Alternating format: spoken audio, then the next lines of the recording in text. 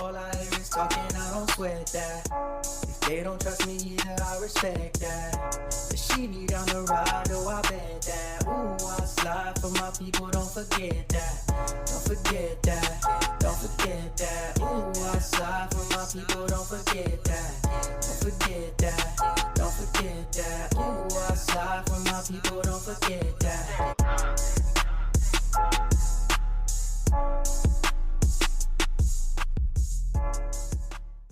Good morning, good afternoon, good evening. My name is JH.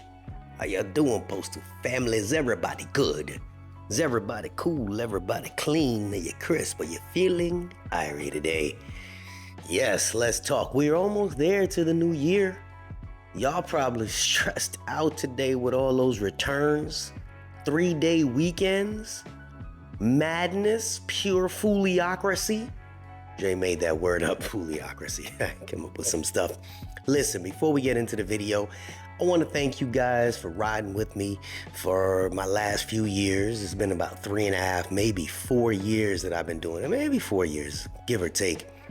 And there's a lot of ups, a lot of downs. But, you know, I just want to thank you guys for riding out and trying to give me information, share information, as well as receive information. I go back and forth with a lot of you guys, and that's kind of the interacting that I do, try to humanize the channel. And I appreciate you. We're trying to end the year off with a good note, and we'll get back into the foolishness next year. So again, happy holidays for those that celebrate, for others that don't. Hey, we coming up to the new year, so enjoy it for what it's worth. Today I'm gonna give you all a scenario about the changes of that have been coming up and what we think about when we think about the privatization. Because some people say it can't be done, and then there's other people that say it can, but in actuality it's just an act of Congress that can change it. And typically, the way things work is if you have a majority that is for it, they'll vote on it. And that's just how that works. Let's just say Mr. DeJoy decides to push that in front of Congress and says, yo, let's privatize. I wrote out something and I want you guys to think it through. Talk to me now, because I'm gonna give you the pros of privatization. Y'all are like, what? Privatizing the post office? Y'all like, you lost your mind, Jay. No. Jay looks at things from different perspectives. This side and that side. And before we continue,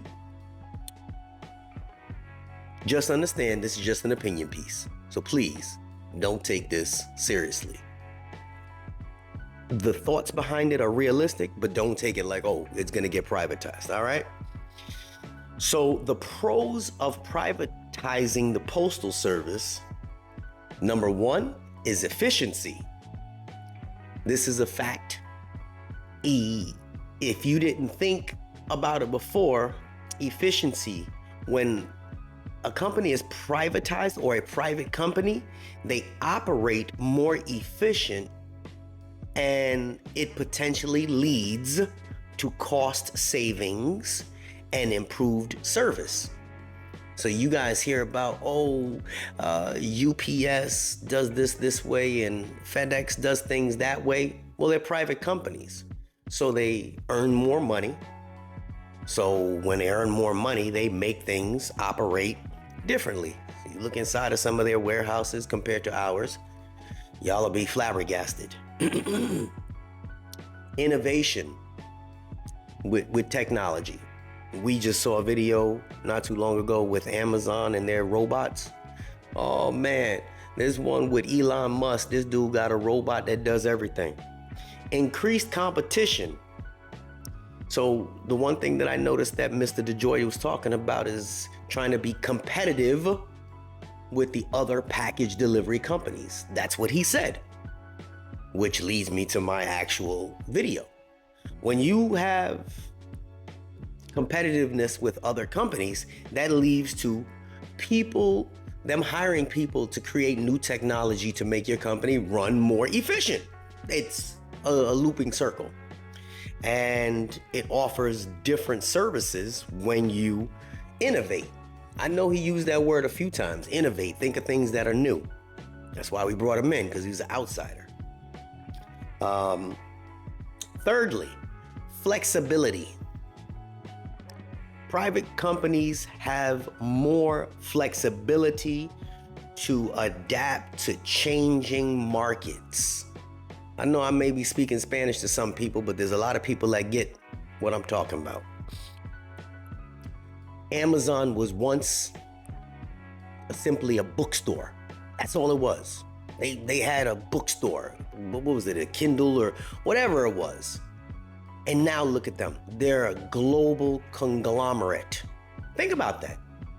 They were just a bookstore. People used to go to, I forgot what it was called, and somebody gonna write it in the comments. But I remember my daughter used to, well, we'll go here. I'm like, who goes to these places to read books? Are you serious? They had little ebooks and what have you. And now look at them. They adapted to the market. How did they adapt to the market? They used innovation. They said, you know what? We're gonna jump in there and be what? Competitive.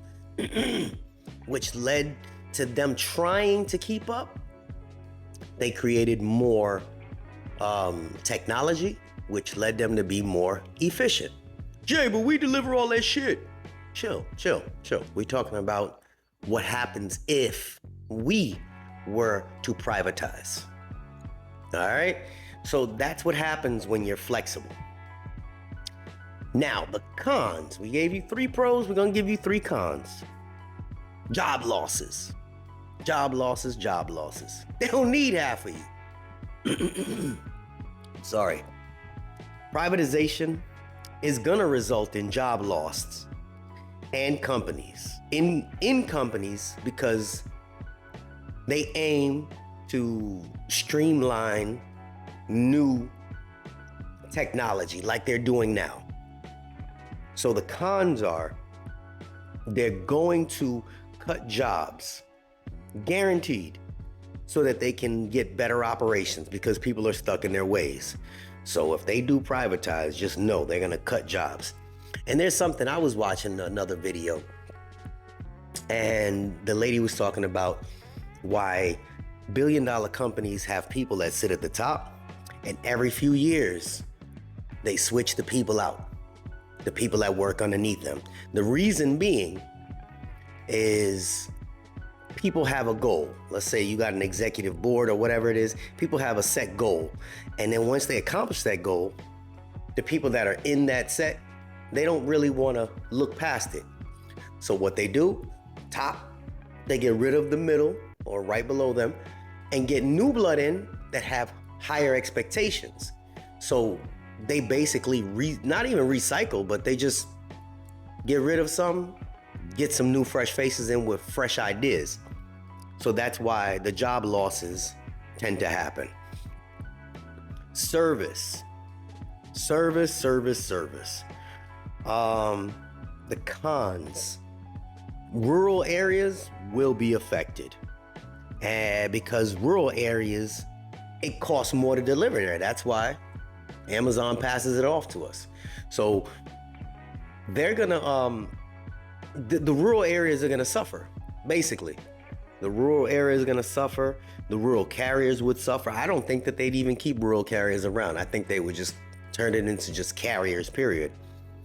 And once they say that, I guarantee you, God forbid they privatize this, they would tell the rural carriers, we are paying you way too much to do what you do. You're either gonna A, become regular city carriers, or B, find another job, become contractors. That's what would guaranteed happen. I'm not even second guessing that. That would happen. And there are rural carriers that watch me. You think they wouldn't get rid of some of these $90,000, $110,000 a year rural carriers? But that's what we're worth. You probably are worth it. Do you think a private company thinks you that? No way. The cons of it would be, there would be higher costs as well. Third thing, privatization leads to cost savings because they're going to get rid of some people, guaranteed. But it's going to be more expensive. Hence why FedEx costs more. Hence why UPS costs more to go deliver.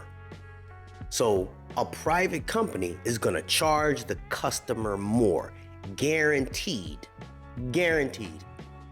And customers are going to be vexed. At the end of the day, that's what will happen. Privatization is going to basically hurt the people that we aim to serve. So the three things that are pros, and then the three things that are the cons. Just imagine if Congress knocked their head on the wall one day and just woke up and said, you know what, maybe we should privatize. This is what we would have to look forward to. Just the three basic pros and the three basic cons. But those three pros and three cons would change the whole face of the United States. Because remember, the Postal Service basically paved the way to build the United States. If you don't know what I'm talking about, look it up. That was just a little bit of opinionated dialect there. Opinionated dialect. Maybe a little food for thought. Jay, that ain't never gonna happen. There's one thing for certain and two things for sure. I ain't never say never. Never say never. I don't think it will. But suppose it did. My mama always told me, hope for the best, but prepare for the worst. You see me? It's JH. Love y'all that have been following me. And let's move on. A couple more days till the new year. We're out. Unexpected expenses stressing you out? Get the money you need now with Loans for Feds, a program designed specifically for federal employees. Bad credit is not a problem. Application is fast and easy with same-day approvals. Apply now.